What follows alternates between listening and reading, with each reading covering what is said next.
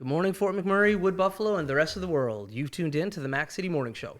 I'm your host, Elliot Pierre, and we're going to start the show off the same way we start every show off, with a moment of gratitude.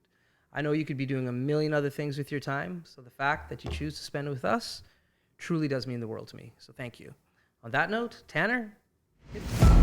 How's she cutting me, loves? You're listening to the Mac City Morning Show.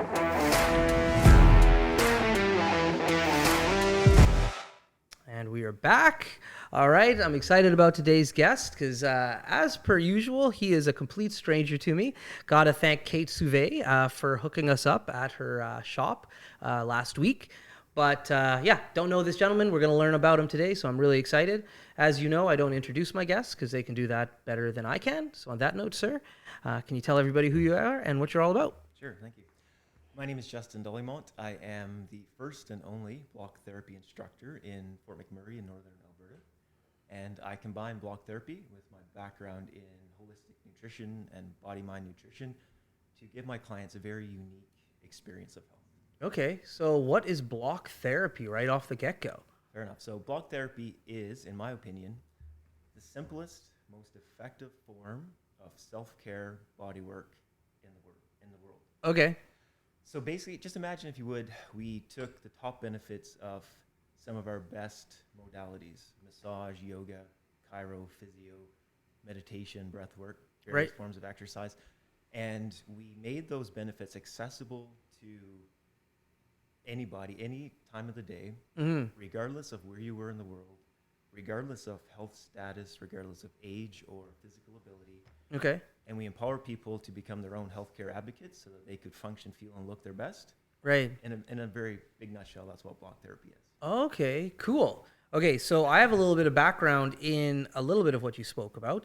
Okay. I was doing marketing and human resources for a physical therapy company in town for a number of years. So I know a little bit about, like, the word you said, modality, and physical therapy and massage therapy. So I know a big component of those is the evaluation or the assessment when somebody first comes in to find out, like, hey, my shoulder, my leg, these are the things that are causing the issue. And then it's the job of the practitioner to, like, say, okay, well, the reason your left shoulder hurts is because your right shoulder is actually hurt. And so with block therapy, is this like you meet with your client first and you go through, okay, what are you trying to achieve? And then you put an exercise plan together? Or how does that work? Especially, like you said, they can do it independently. Yeah, so there's a variety of ways of entry into trying it. So I teach group classes, like a yoga class. So everybody can come out and actually go through a sequence of positions on the block. So essentially what we do is we position ourselves on the block and we practice proper diaphragmatic breathing to melt through fascial adhesions in the body. Huge. Scar tissue.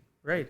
So it's a very much a whole body approach versus a targeted approach. Now, I'm training to become a block therapist, so I'm doing assessments with people. So we look at their whole body, a picture of them essentially if they're not here. Right. And we look at how their body is wound and adhered in the fascia. So generally most people have what we call a flat tire. So we've collapsed into a certain posture. We've taken on misalignment, and that, for instance, generally in the feet and the calves is what drives the whole structure of the fascia and the body. Okay. So we take this whole body approach regardless of where the issue is.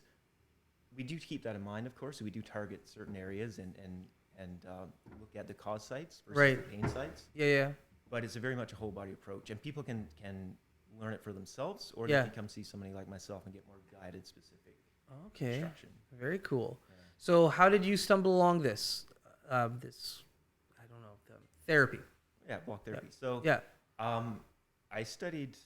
I did the whole university college thing, and then I came upon the world of holistic nutrition back in like early 2000s. Okay. So 2006, I became a holistic nutritionist. When I moved to Fort McMurray in 2008. Okay. Okay. You've been here for a bit then. Yeah. Okay. So I came in 2008. Selling nutritional supplements in Newfoundland in the early 2000s wasn't exactly a profitable venture. So it was like, where do I go to make some money? Fort McMurray. Right. I came for what I thought would be a short period of time. Right. I'm still here 13 years later. Yeah. So for many reasons. And so I started to take some body-mind nutrition courses out of an institute in Calgary called the Body-Mind Institute at the time. Okay. And around 2013, they had this offering for block therapy. And I was like, what is this thing, block therapy? So I started reading about it. I started finding out as much as I could about it. And it just made a lot of sense. Right. And I read some of the writings of like the founder and the creator, who's a woman named Deanna Hansen out of Winnipeg, who's an athletic therapist. And she developed this whole process starting in around 2000. And by 2010, the blog came out, and this movement, this phenomenon I call it, was born. So, so I was taking this course. I took it. I got it for myself. Yeah. You know, and I remember the first time I ever, this exact block here, put it on the floor, lay on it in my belly, and started to breathe. And the intensity and like the pressure throughout my whole body. I was like, wow, because I held so much tension and pressure in my gut core. So it's very good at just releasing, relaxing, and allowing the body to function as it should. Neat. Very cool. Now, in regards to the holistic eating, tell me a little bit about that. Tell me a little bit about it. I'll go into my own story afterwards, but Sure. So, I studied holistic nutrition, and now I take a little bit of a different approach. Okay. Most nutritionists, holistic, traditional, are going to tell you what to eat. Right. My approach is more mindful, so I focus on how we eat. Okay. So you could have the perfect meal plan that, you know, the top nutritionist has done for you. That's right. You eat this at this time, but if you're, for instance, really busy or stressed, or you just had a fight with your spouse, or I'm nervous sitting down talking to you in this setting. Yeah, alcohol helps with that. That too, But I'm not really going to feel like eating because my digestive system is like shut down. That's right. Because I'm moving into this fight or flight state. So blood, everything is kind of going out to the extremities for this response to deal with this perceived or real threat. Right. So when we do that, all the blood goes away from the core, so our digestive organs shut down. So you could be eating the perfect diet, but if you're stressed and busy and not focused and mindful with your eating, it doesn't matter what you're eating. It's first, let's condition and focus and support the body to accept that food and to put it in the best state to handle and digest and eliminate that food. That's right. That's my approach. It makes a big difference. Huge difference. A few months ago, I'm a bit of a hippie sometimes, but I was reading a book, and it was like when you're eating your food. You were listening. Yeah, I was listening. Yeah, I don't read. Like I do sometimes, but most of the time it's audiobooks. So I was listening. Thank you, Tanner. And it was saying, be mindful when you're eating your food. Yeah.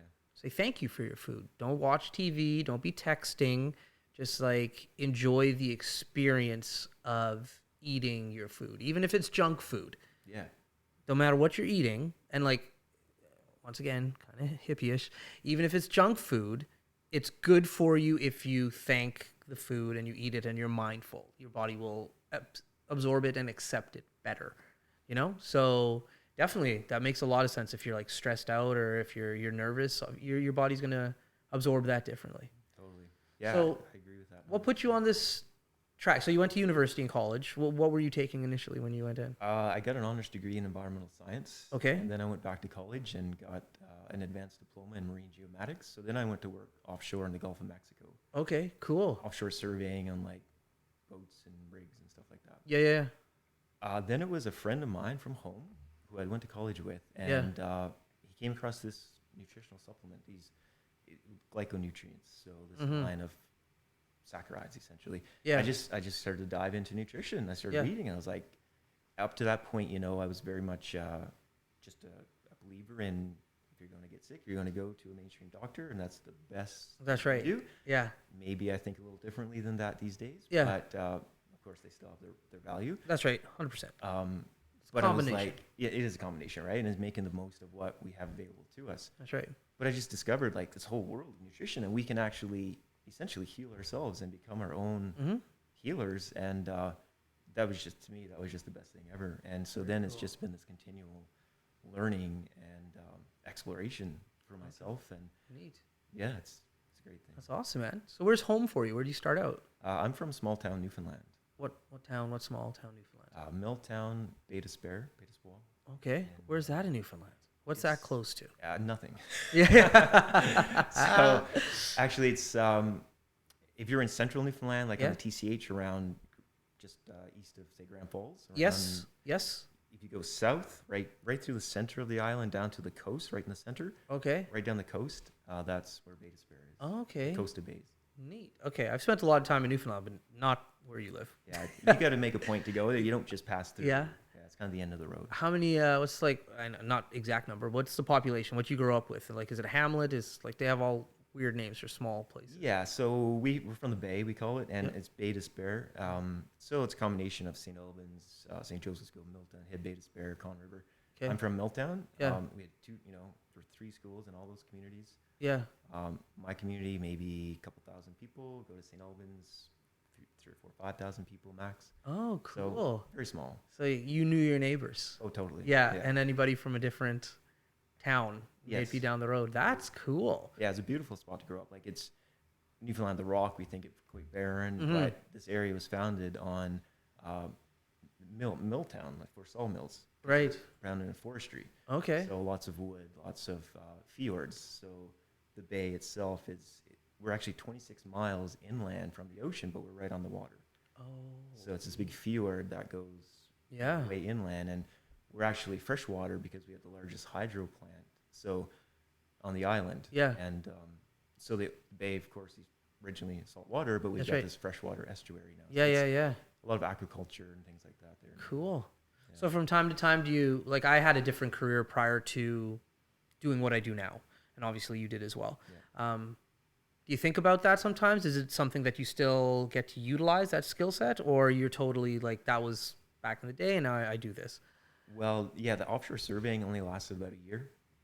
And then I just went traveling, and kind of tried to find my way. Yeah. Got involved in the whole nutrition thing. When I came here, I kind of put the nutrition thing to the side to get a job and to go to work. Right. And I went to work with like a geotech Yeah. Oh, okay. company in town. There we go. Did a lot of work on site. Yeah. Moved into some leadership roles and supervision. Mm-hmm.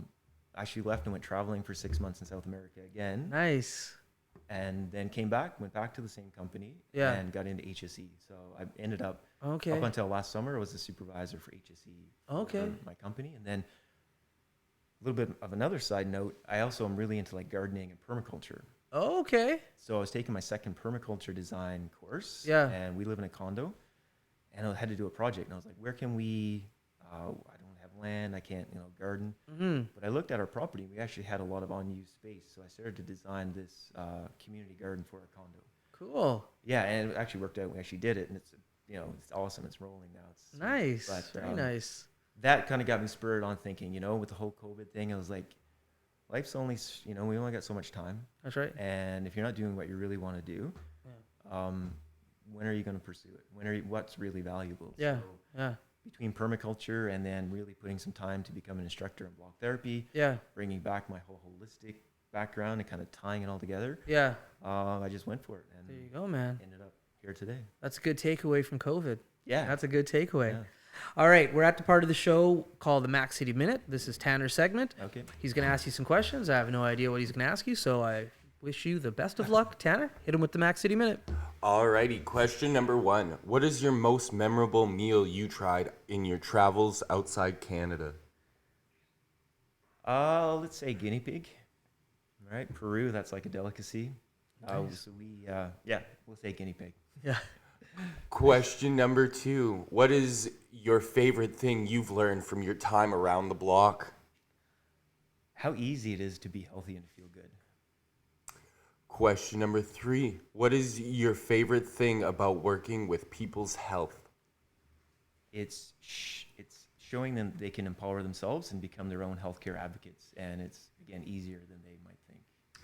Question number 4. What is your favorite part of working on boats? Boats? None of it. That's why I quit.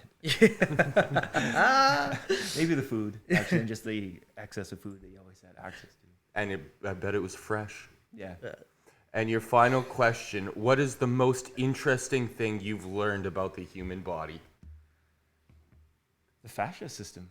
How important fascia is to overall functioning and well-being, and the fact that medical science essentially kind of dismissed it for 500 years. That's right. So, phenomenal. Those have been your 5 questions. There you go. That's funny. Nothing about boats. That's hilarious. From Newfoundland. Yeah, my parents are from South America. Okay. That's where they come from, Guyana, South America, British Guyana. So when you were down there, what different countries, where did you go exploring? The last time I spent most of my time in southern Chile. Okay. And then a little bit of time exploring Bolivia. Okay. And then again in Peru and Ecuador. And I've spent some time in Peru prior. Yeah. And, Peru is like beautiful and phenomenal, but it's Yeah. also been the scariest experiences of my life for sure. Really? Yeah, by far. Are like you worried about your personal safety, or you're in the jungle and you're like, oh no?